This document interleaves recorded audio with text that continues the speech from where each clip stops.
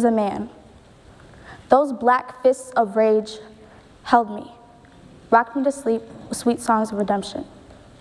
He is a man, not an outlet for the eruption of your animosity, nor the devil depicted by your societal construction. He is a man with a name, a family, a heart. A man whose guilt is composed of nothing but pigmentation. The guilt of blackness, an American synonym for threat and suspicion. I remember, as a little girl, walking in the presence of shadows. They were dark reflections of unrealistic perception, their true shape blocked out by misconception. I watched as shadows crept around corners and faded to forgotten dust. Shadows, twisted as their truth was eclipsed. Shadows, with their threatening blackness, drew a deep-rooted suspicion not seen in the sunlight, no. Only in the dark can America admit its fear of the black man.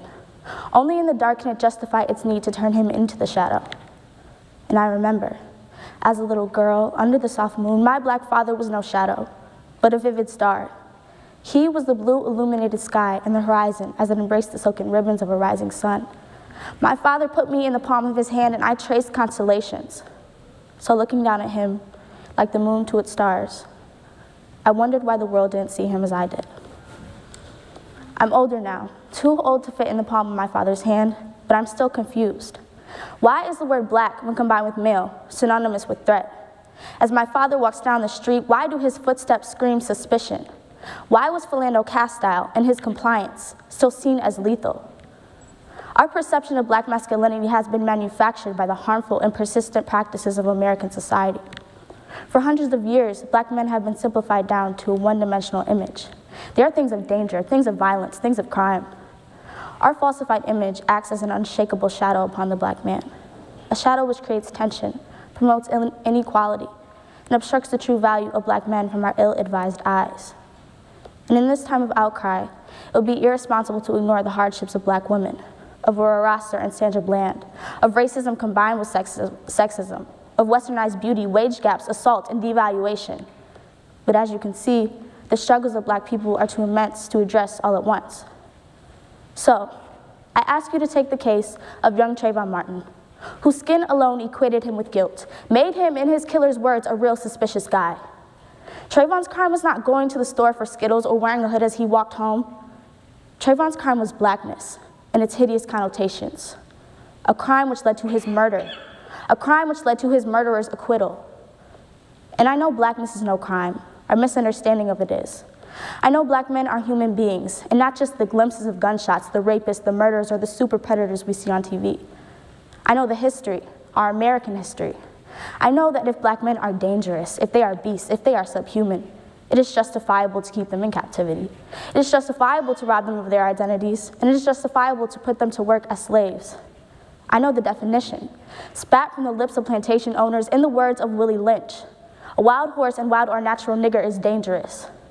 I know this definition lives on as we describe black men as beasts, as we depict them as subhuman, as we draw them in the dim light of misconception. But what I don't know is how, in this so-called post-racial era, can we continue with this undying bias? How, as intelligent people, can we let society's customary misconstruction create our own understanding? Yes, we are products of our environment, constantly absorbing the subjective standards of our culture. But that doesn't mean we can ignore our sense of empathy. So I ask you, I ask society, how do you justify your aversion towards someone who, underneath a layer of pigmentation and misrepresentation, is just as human as you? I ask you to close your eyes and imagine a human being whose identity has been hijacked and contorted. I want you to imagine a man as you repeatedly tell him he's dispensable. I want you to feel the suspicion and aversion that follows him. I want you to imagine a black male. I cannot speak for what all of you see, but when I close my eyes, I see my nephew, his innocence, his sweet smile, and I'm stricken with fear. Fear of what awaits him as he grows, as he drifts away from his status as a novelty in white society. I know someday, as he grows taller and stronger, that the world will see him as a thug, as a sketchy guy, as guilty. I see my friends, black and brown adolescents with their hands and hoods up, their silhouettes symbols of misunderstanding, their heavy bodies able to part seas of faces, able to strike fear into anxious eyes. Their presence prompts clutch purses and cross streets. I see my father, his blackness marked like a target on his back. I try to sleep, I try to forget, but I wake up red-eyed from nightmares of him laying face down in the street, bullet holes imprinting his limp body. I wake up to blood running through these American streets. Blood red as those 13 stripes which entrapped me in a false embrace. Red as the wrathful face of Darren Wilson, as his gun fired, as his lead hate tore into the innocent flesh of Mike Brown. Mike Brown, his definition written by his killer. A demon, a bull charging. No, not a young American, not a human being. Just something too dangerous not to be shot down.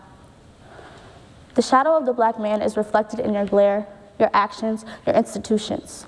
It lives in ignorant eyes, watching, perceiving blackness as evidence of transgression, blackness as reasoning which justifies maltreatment, blackness as guilt, blackness as danger.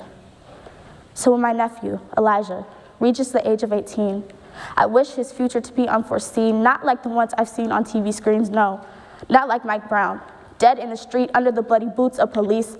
And I don't want to see another mother as she weeps, as she buries her son under her dejected feet. I want to know how you'll see him. How will you see Eli? Black boys, you can't hear their cries. You're too caught up in the lies that tell you they are darkness personified, shadows on the rise, here to terrorize.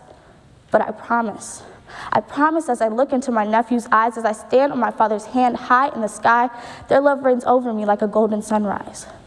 So I ask, how does this demonized shadow survive? Thank you.